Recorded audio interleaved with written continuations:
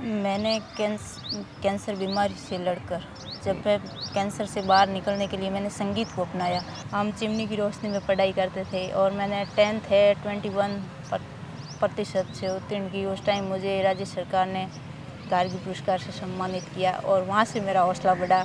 ग्रामीण परिवेश से 11th करने के लिए जिला बाड़मेर आई। कुछ महिला कांस्टेबल को देखा तो मुझे बहुत अच्छा लगा कि वो वर्दी पहन के घूम रही है। मैंने देखा मैं भी आगे जाके पुलिस में वर्दी पहन के देश की सेवा करूँगी। गांव से शहर आई तो लोगों ने तरह तरह की बातें भी की। मेरे पिताजी माताजी को सुनाया कि अब बच्ची को आप बाहर सिटी में भेज रहे हैं और सिटी का माहौल कैसा है, ये क्या है। तो फिर मेरे को बताया कि आपको कैंसर है। तो मेरे तो पैरों तले ज़मीन खिसक गई एक बार तो। जैसलमेर की महिला पुलिस कांस्टेबल सुनीता को मुख्यमंत्री अशोक गहलोत ने महिला दिवस के मौके पर सम्मानित किया है। सम्मानित इसलिए किया कि सुनीता ने ऐसे कई काम किए जो कि महिलाओं के लिए एक बहुत बड़ा संदेश है। सुनीता की कहानी बड़ी संघर्ष भरी है, किस तरीके से एक लाइलाज बीमारी से लड़कर इतना बड़ा मुकाम हासिल किया है। हम आइए सुनीता से बातचीत करते हैं और किस तरीके से उस बीमारी से लड़ने के दौरान वो कैसा समय था और अब किस तरीके से संगीत के प्रति उनका प्रेम है और किस तरीके से ड्यूटी भी साथ में करती है। सुनीता, सबसे पहले तो आपको बहुत बहुत बधाई हो। किस तरीके से वो पल था जब मुख्यमंत्री अशोक गहलोत सम्मानित कर रहे थे परिवार के लोगों को, जब वापस आई, और किस तरीके से लोग बधाइयाँ दे रहे हैं? जय हिंद, नमस्ते। मुझे बहुत अच्छा लगा जब वहाँ से कॉल आया कि आपकी फ़ाइल सेलेक्ट हो गई है। मुझे रात को नींद भी नहीं आई और वापस आई जैसलमेर तो पुलिस विभाग ने और पुलिस विभाग के मुखिया हमारे एसपी साहब ने मुझे बहुत बहुत धन्यवाद दिया और मेरे परिवार, गुरुजनों का और आप सबका बहुत बड़ा सहयोग है इसमें। सुनीता, सम्मान किस लिए मिला? ये सम्मान किस लिए, क्या कुछ ऐसा आपने काम किया जिसके लिए आपको सीएम गहलोत सम्मानित करते हैं? मैंने कैंसर बीमारी से लड़कर जब मैं कैंसर से बाहर निकलने के लिए मैंने संगीत को अपनाया तो मैंने केंद्र और राज्य सरकार की योजनाओं पे कई वीडियोस बनाए। इसके बाद मैंने कच्ची बस्ती के जो बच्चे थे, बच्चियाँ थी, उनको अध्ययन सामग्री, निःशुल्क अध्ययन सामग्री वितरित की और उनको विद्यालय की तरफ मैंने रुख किया कि आप स्कूल जाइए और कचरा मत बीनिए। और उसके बाद मैं सरकारी विद्यालय में जाती हूँ, बच्चियों को गुड टच, बैड टच के बारे में बताती हूँ, माहवारी के बारे में बताती हूँ और इसी उपलक्ष्य में मुझे मुख्यमंत्री जी ने सम्मानित किया। सुनीता जी, आप कहाँ से आती है, कौन सा गांव है, किस तरीके से आपकी पढ़ाई हुई और पुलिस के प्रति आपका कब लगाव हुआ या किस तरीके से? मैं ग्रामीण परिवेश बायतू बाड़मेर से हूँ। मेरे पिताजी किसान हैं, खेती का काम करते हैं। हम 4 भाई बहन हैं और मेरी प्रारंभिक शिक्षा है वो गांव में ही हुई। और हम विद्यालय, मेरे गांव से और विद्यालय से दूरी लगभग 6 किलोमीटर है। जब हम पढ़ते थे उस टाइम ना तो सड़क की व्यवस्था थी, न लाइट की व्यवस्था थी। हम चिमनी की रोशनी में पढ़ाई करते थे और मैंने 10th है 21% से उत्तीर्ण की। उस टाइम मुझे राज्य सरकार ने कारगिल पुरस्कार से सम्मानित किया और वहाँ से मेरा हौसला बढ़ा कि मैं आगे बढ़ूँगी और माता पिता और समाज के लिए कुछ नया काम करूँगी। पुलिस के बारे में कब सोचा? आपको क्या लगा कि मुझे ये वर्दी पहननी है, ये सब कुछ कैसे? जब मैं ग्रामीण परिवेश से 11th करने के लिए जिला बाड़मेर आई मयूर स्कूल में तो उस टाइम मैंने कुछ महिला कांस्टेबल को देखा तो मुझे बहुत अच्छा लगा कि वो वर्दी पहन के घूम रही है। मैंने देखा मैं भी आगे जाके पुलिस में वर्दी पहन के देश की सेवा करूँगी।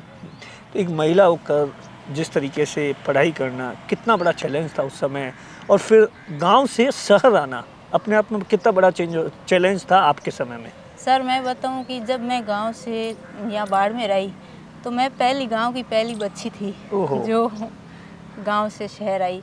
तो लोगों ने तरह तरह की बातें भी की। मेरे पिताजी माताजी को सुनाया कि अब बच्ची को आप बाहर सिटी में भेज रहे हैं और सिटी का माहौल कैसा है, लड़की अलग चली जाएगी कहीं, क्या है क्या नहीं है, कहाँ रहेगी, कैसे रहेगी। बहुत चैलेंज भरा माहौल था। परिवार वालों ने किस तरीके से साथ दिया उस समय? मेरा भाई एयरफोर्स में है तो उसने मुझे बहुत मोटिवेट किया और मेरे पिताजी है वो है आज के ज़माने के हैं, उनके विचार है वो आज के ज़माने के हैं। हाँ। तो पिताजी ने कहा जो भी है मेरी बच्ची है बहुत होशियार है और आगे बढ़ेगी। उसके बाद में कैसे पुलिस कांस्टेबल में आपका कब हुआ, कौन सी ईयर की बात है? मैंने 2010 में 12th की। उसके बाद मैंने जीएनएम का अप्लाई की और मेरा नंबर आ गया बाड़मेर में।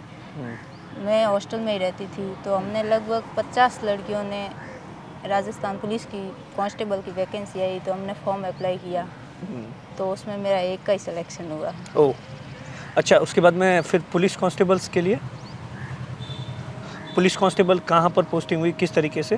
और अगस्त 2011 में मेरा राजस्थान पुलिस जैसलमेर में महिला कांस्टेबल के पद पर चयन हुआ।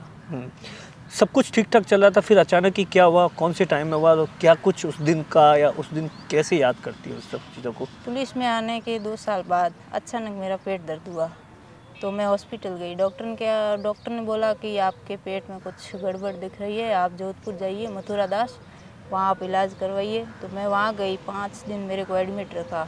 फिर डॉक्टर ने बोला पेट में गांठ है, इसका ऑपरेशन करवाना पड़ेगा।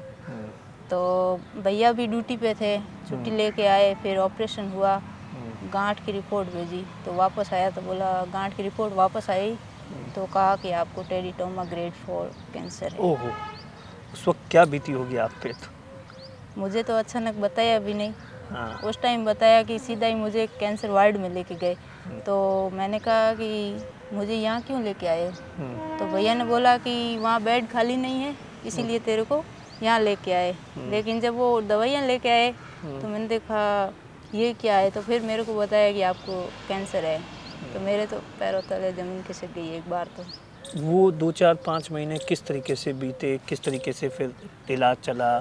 और उस दौरान ऐसा भी बताया जाता है कि बहुत से लोगों की कैंसर के प्रति तो ये विचार होता है कि बोले क्यों पैसे खर्च करते हो? जी, तो 3-4 दिन तो मैं भी उदास रही। और एक दिन क्या है, अचानक पिताजी बैठे थे मेरे पास में ही। तो पिताजी ऐसे गुमसुम बैठे थे, उनकी आंखों में आंसू आ गए। मैंने पूछा आपको क्या हुआ? कुछ नहीं हुआ। और फिर भैया ने बोला कि आप तू उदास क्यों है? तू उदास है इसीलिए पिताजी उदास है। तू तो एक पुलिस वाली है, वर्दी वाली है, तेरे कुछ नहीं हो सकता, तुझे जीना है। उस दिन से मेरे अंदर एक जीने का जज्बा आया कि मुझे जीना है। तो उसके बाद में किस तरीके से लोग ऐसे भी कहते थे इतना पैसा लगता था, तो पैसों को लेकर भी कमेंट्स करते थे? जी, स्पेशल मैं लड़की थी। हाँ। तो एक धारणा होती है कि लड़का होता है तो फिर भी पैसे लगा देते हैं। हाँ। लड़की थी तो लोग बोलते भी थे कि क्यों, अब ये तो बिल्कुल दुबली पतली हो गई है, क्यों पैसे बर्बाद कर रहे हो, ये 4 दिन की मेहमान है। लेकिन मेरे भैया और पिताजी ने हिम्मत नहीं हारी। उस वक्त ऐसा भी मैंने कहीं पढ़ा, मैं आर्टिकल पढ़ा था, आपको खुद को अपने आप से भी घृणा होना स्टार्ट हो गया बाल, क्योंकि जो इलाज चलता था इस दौरान इतना भी कितना दर्द सहन करती थी? एक तो पीड़ित होता है, वो शारीरिक रूप से तो कमज़ोर होता ही है। कुछ नेगेटिव लोग भी आ जाते हैं, तो तरह तरह की बातें भी करते हैं। मेरे पेट में गांठ हुई तो लोगों ने तरह तरह की बातें भी की। मुझे बहुत दर्द हुआ कि मुझे कैंसर हो गया और लोग तरह तरह की यहाँ बातें कमेंट्स भी कर रहे हैं। और कीमोथेरेपी हुई तो मेरे बाल उड़ गए। तो लोगों ने बोला ये गंजी गंजी गंजी, तो मजाक भी उड़ाना शुरू कर दिया। मैं एक कमरे में बंद हो गई, सीमित कमरे तक। उसके अंदर ही मैंने ये जैसे तारक मेहता का उल्टा चश्मा है, कपिल शर्मा शो है, और मोटिवेशनल के जो भी बुक है वो मैंने पढ़ना शुरू किया। संगीत के प्रति कब प्रेम हुआ आपका, और कब लगा आपको कि संगीत ही मेरी ज़िंदगी है और इसी से मैं एक नया ज़िंदगी का अध्याय शुरू कर सकती हूँ? मैं मतलब विद्यालय स्कूल टाइम से ही संगीत में भाग लेती थी, गाने बजाने में। लेकिन अचानक एक दिन गुरुजी रजनीकांत जी शर्मा मुझे मिले। उन्होंने बोला कि आपको संगीत का शौक़ है, तो क्यों ना आप अपना ध्यान डाइवर्ट संगीत की तरफ कीजिए। फिर मुझे डॉक्टर बंशीधर जी तातेड़ साहब से मिला है। तातेड़ साहब के मार्गदर्शन में ही मैंने संगीत में सबसे पहला वीडियो है वो एल्बम रिलीज़ किया, और उनके बोल है वो तातेड़ साहब ने लिखे। उसके बाद में किस तरीके के आप संगीत सुनती थी, किस तरीके से अपना टाइम स्पेंड करती थी, और साथ में फिर ड्यूटी को कैसे एडजस्ट करती थी, और ड्यूटी के दौरान जब भी खाली वक्त मिलता था तो किन चीज़ों पर आपका फोकस रहता था, ख़ास तौर से ग्रामीण इलाकों के बच्चों पे, गरीब बच्चों पे, या किस तरीके मैंने से? ज़्यादातर मोटिवेशनल सॉन्ग है और राजस्थानी सॉन्ग ही सुने, और जो मैंने गाए हैं वो भी जन जागरूकता के ही गाने गाए हैं। और इसके अलावा जब भी ड्यूटी से मुझे टाइम मिलता था तो मैं स्कूल के बच्चों के बीच में जाके उनसे बातें करती, मुझे बहुत अच्छा लगता है। उनसे बातें करके एक नई ऊर्जा मिलती है। उन लोगों से क्या कहना चाहेंगे जो इस बीमारी से लड़ रहे हैं, हिम्मत हार गए हैं, या जब पहली बार पता चलता है तो उनके लिए क्या मैसेज है? मैं ये कहना चाहती हूँ कि अपन जितना डरेंगे उस बीमारी से, बीमारी कोई भी हो, मतलब अपन डरेंगे ना तो बीमारी अपने ऊपर उतनी हावी होगी। इसके लिए हमें अपना ध्यान डाइवर्ट करना है, चाहे अपनी कोई भी मतलब जीवन में कोई शौक़ रखो, जैसे संगीत का है, लिखना है, पढ़ना है, खेलना है, कूदना है, तो अपना ध्यान डाइवर्ट करिए, जितना हो सके ध्यान डाइवर्ट कीजिए, फ़ायदा मिलेगा। अब क्या सपना है?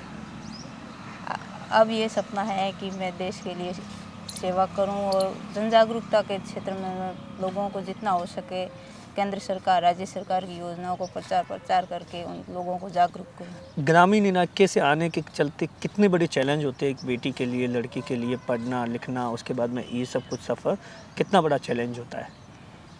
हमारे समाज में अभी भी कहीं न कहीं पुरुष प्रधान धारणा है। महिला स्वाभिमान से जीना चाहती है, लेकिन पुरुष प्रधान धारणा के कारण वो कहीं न कहीं मतलब अभी भी पीछे रह जाती है।